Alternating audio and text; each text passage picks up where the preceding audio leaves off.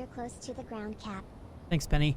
I've been standing here for a little while just watching the animals run around, and I think that's a horse. I think that's a sheep. Let's go look at it. I'm a little bit confused as why there's still not zombies. I put the zombies in the bottom of the load order. I don't know what's going on. There's no zombies. I guess we're just at animals now. So whatever. Yeah, it's a horse. That is a tiny horse, actually. Compared to my engineer. What a small horse. It's just a little pony. They're not aggressive, interestingly enough. So that's good to know. I think this was a sheep.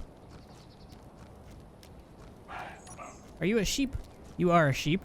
Now, you sound like a wolf, though. I think there's a cow over here as well. Yeah. Okay, I don't know. That's great. I changed the shape of the docking thing a little bit.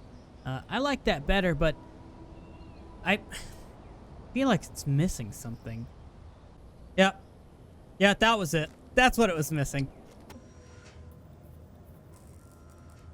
Between episodes, the Warfare 2 update came out, and along with that, we got some new guns. I'd like to swap out some of the Gatling guns that we installed for some of the new guns. I've been, between episodes as well, I've been mining some more magnesium. Before we swap out the guns, I want to take a look at what it takes to make them. I haven't actually done any investigation to this before, so let's kind of do this together. Let's see. Turret? Are they called turret? Turret. Okay, here we go. So there's an artillery turret. There's an assault cannon. These are from something else, I think. Okay, so we've got an artillery turret and an assault turret. There's also the turret control block if we wanted to make our own turrets. And then there's the autocannon turret, but I believe this is only for small grid. Let's just double check that. Yeah, I cannot place one down here. That is a cool looking gun though. Okay, turret.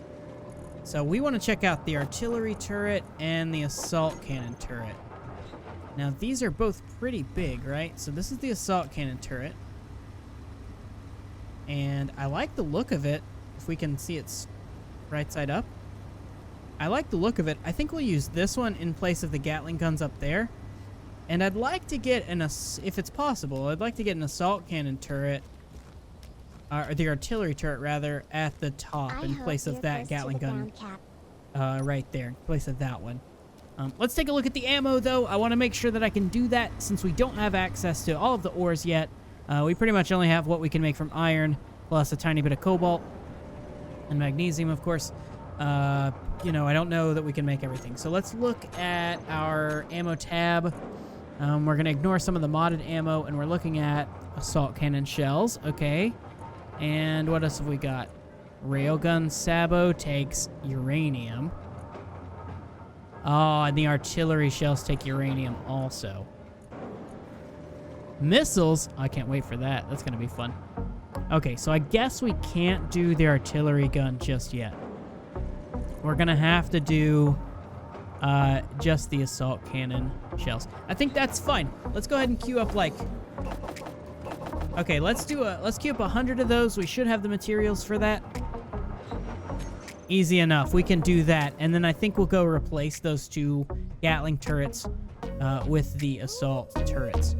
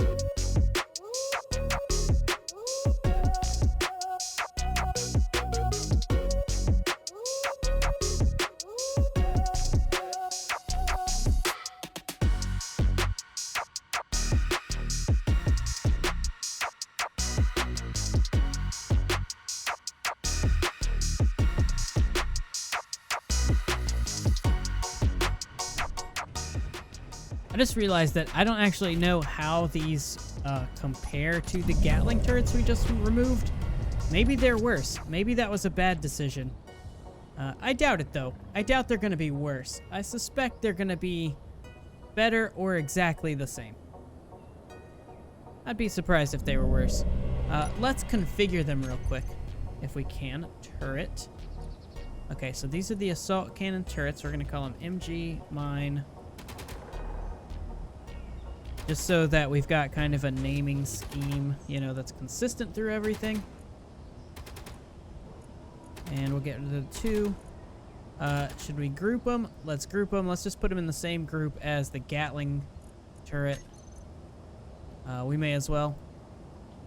Okay, are there further controls, though, that we have here that we did not have with the regular Gatling turret? And actually, we can see damage numbers over here as well. So, average DPS, 153.30. What's this say? 153.30. Yeah, they're the same. They shoot much slower, or much slower. So this shoots 8 shots per second. These shoot 0.3 shots per second. That's 1 shot every 3 seconds. I think that's how that math works. Okay, anyway. Shoot on, shoot mode normal. This all looks the same. This all looks the same.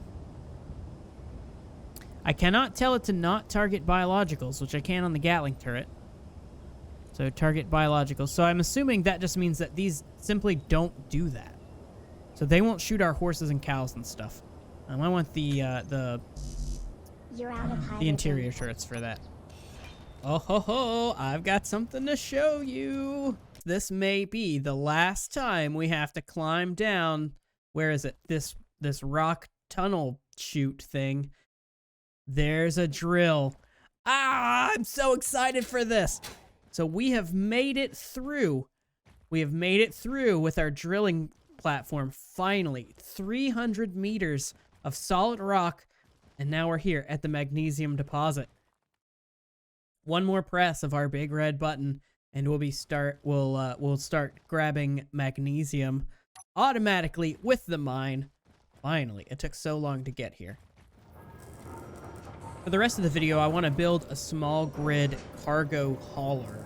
It's going to take our goods from this base and move them to our main base, which will start very soon, automatically, so we don't have to be involved. I think the next step, though, is to figure out what we actually want it to do, and we need to come up with some parameters for it. This LCD we can rename. Let's call this to-do, and we'll just turn this into a to-do list instead. I've got this data showing right here as well, so there's no reason to have it on both. Okay, so what kind of functions do we need this cargo hauler to have? Obviously, we need it to be able to haul cargo, right? So we need 2 large cargo containers. We need enough thrust for it to be able to carry itself. We need a programmable block for Sam. That's pretty much it. Okay, it doesn't actually have to be that fancy, but I think having a to-do list will be helpful.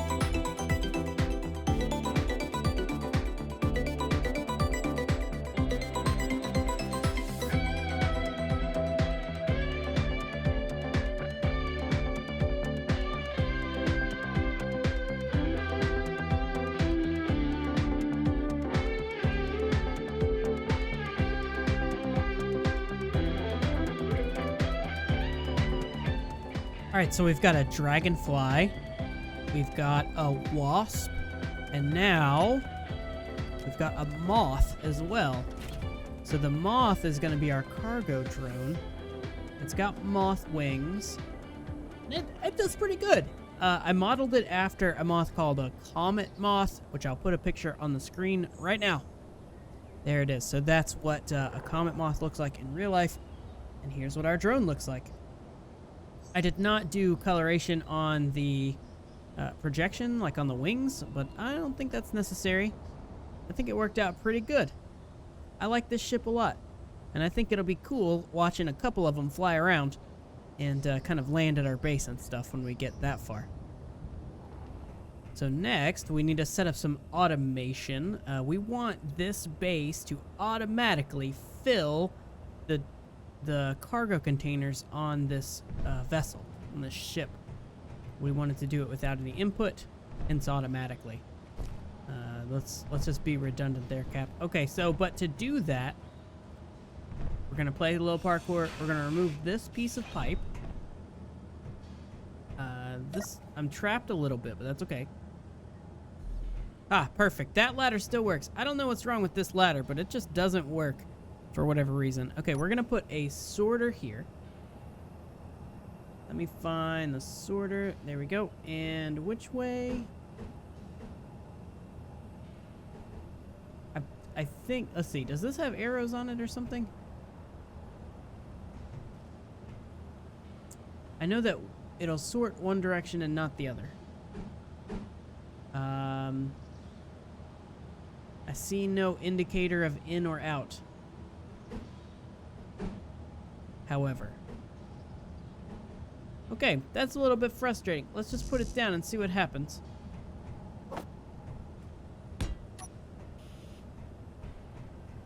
There we go. So there it is.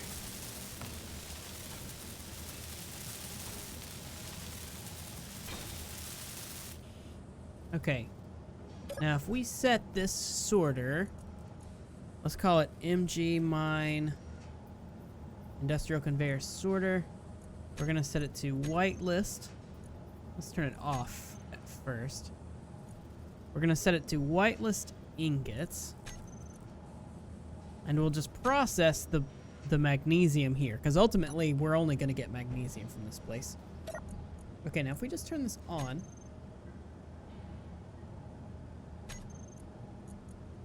Is it grabbing anything? Cap, you're out of gas. It does not appear to be grabbing anything, so maybe it's backwards. I'm going to cut it out and put another one in facing the other direction.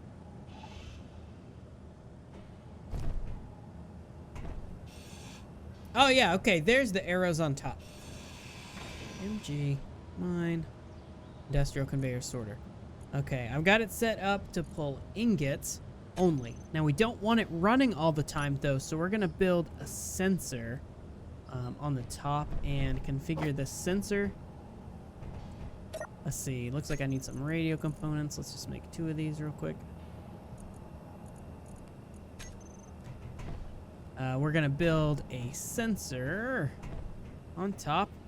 We're going to set that sensor to detect when there's a small grid ship. We'll make its range so that it can detect this one, so that the sorter is only on while the ship is parked there. We're not going to use this all the time. In fact, I'm going to not even activate it just yet. We'll probably set up the sensor, though. But we're not going to activate it yet until we have actually a supply route. Otherwise, it's just going to pull all the ingots out of the refinery, or out of the assembler or whatever, and put them in the ship. And we don't want that just yet. There we go. That's our simple automation. And we'll have to set up a way to detect when all of the ingots are out, how full the cargo is, and that kind of stuff. But we'll cross that bridge when we get to it. It's not time for that just yet. Setting up a sensor is super easy. All we've got to do is go into the control panel, find the sensor. We'll set show on HUD to on. We've got to go into our info and make sure the show sensor field range is enabled as well. And so now, if we look, we should be seeing the sensor's field of range. Yep, there it is, that big, it's a red box. Right now it's set to detect us, so if we walk into the sensor range, it turns green and we hear a little noise. We're going to change all of this. Okay, so sensor. The first thing we've got to do is set the parameters of it. So the size of it, the back can be 0. The front can be, so that's how far forward it is. We want it to show to maybe here. Let's see, where is that? That's right on the floor. Let's give it a little bit higher than that. We only want it to detect when the ship is actually docked here. So let's set it for maybe 3 meters. And so it'll only detect when the ship is actually here. All right. So there's that. Now we need to figure out which direction is which. So looking at the sensor, this way is top, this way is bottom. Obviously that's left and right. And then front is away from it, toward us, and back is down from this orientation.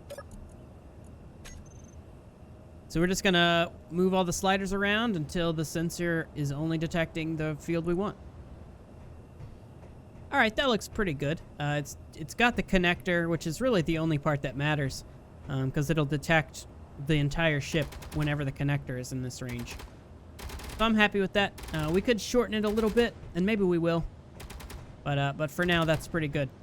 The next thing we need to do is set up what the sensor does. So here's our sensor again. And we can set up a couple of things. First, we want to turn off that annoying noise. We're going to turn off detect players. We're going to set it to detect small ships. We can set actions here for what it's going to do. In this case, we want it to use that sorter, right? So if we search in our G menu for sorter, there's our sorter. It's the only one. We can turn this. We can say toggle block on. And then when it leaves the range, we can say toggle block off. That's all we got to do there. Now, let's take a look at this. So if we set our ship up, when we undock, we're out of the range now, and we can still see the sensor field. Now if we land, if we dock, you can see the sensor field turns green. And if we can see through the floor, the sorter is on. You can see the green arrows now. So if we take off again, you see the sorter turns red on the arrows through the floor right there. And so we know now that this functions exactly as we want it to. Oh, okay. So here's something. It appears that when the MOTH is actually docked to the station, it doesn't detect it as a small ship. Only when we are not docked? Ah, that's interesting. I'm not quite sure how we're going to get around that yet. You're out of hydrogen. I'll have to think about it some. Okay, here's how we're going to do it. We're going to use timers. So we're going to set up 2 timer blocks, and I have perfect room for 2 timer blocks right here. The first timer, we're going to trigger when the MOTH enters the sensor range. So we're going to call this one MG mine MOTH sensor. Let's see. Let's use my naming scheme. TB MOTH sensor 1. And we'll call this one basically the same thing. MG mine TB MOTH sensor 2. All right, so on sensor 1, we'll trigger our sorter. We're going to set this to toggle block on. And then we'll start sensor 2. On sensor 2, we're going to set a delay of 5 minutes, which is 300 seconds. And then for its actions, we're going to take this sorter, and we're just going to turn it off. So that way, when that sensor is tripped, it'll just turn the sorter on for 5 minutes. And then what we can set is, we just set the MOTH to sit there for 6 minutes. after it docks to make sure it gets everything. Easy. You're out of gas. Okay, now let's test it. So this should come on for 5 minutes when we move the MOTH. Let's undock the MOTH. And then we'll redock. Yeah, you can see the sensor is already on, or the sorter is already on. So that's working. That was easy. Now my next question is, are we actually pulling ingots through it? It does not seem like we are. So that's the next problem, the next thing we gotta figure out. I know I can get ingots from here.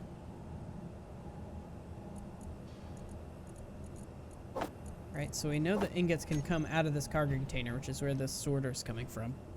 Is it Izzy's script that's not allowing it to work? Could be. Could be this. Well, what we'll do, we'll just turn this off. And then let's see if the MOTH has ingots. It does. So the MOTH has ingots now in its connector.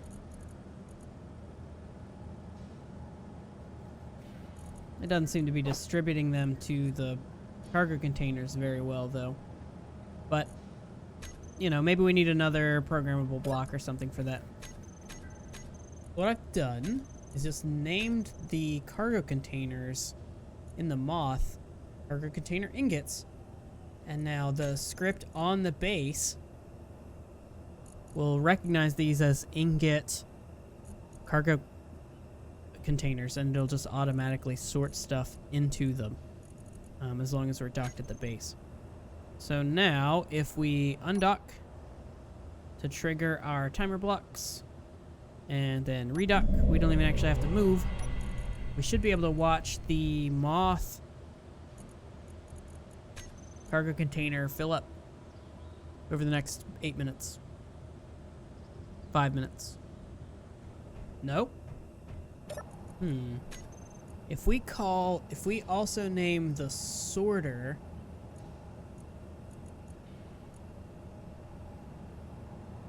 ingots,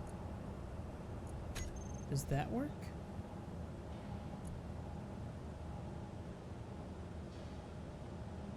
I think I saw something happen.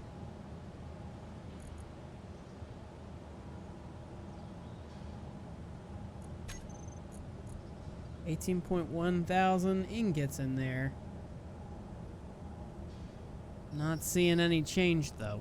Well, I'm stumped. I'm not sure what to do. If you guys know what I need to do to get ingots into the cargo containers on the MOTH, please let me know in the comments. I'd be happy to hear your solutions to this problem.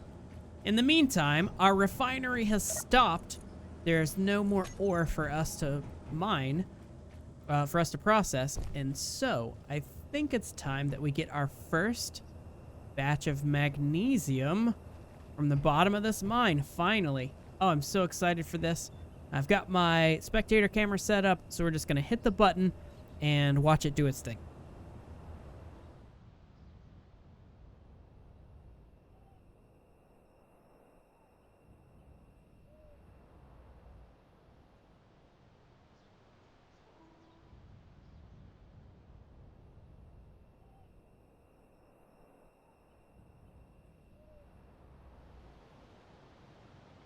Nice.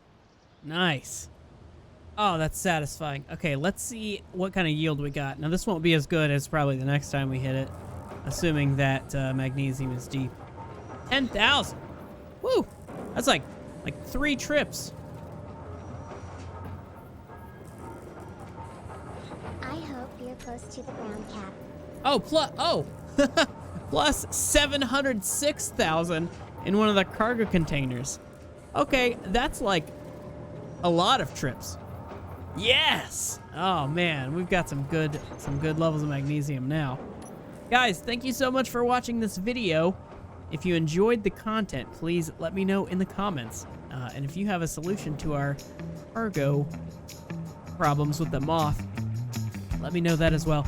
Until next time, stay dangerous, my friends.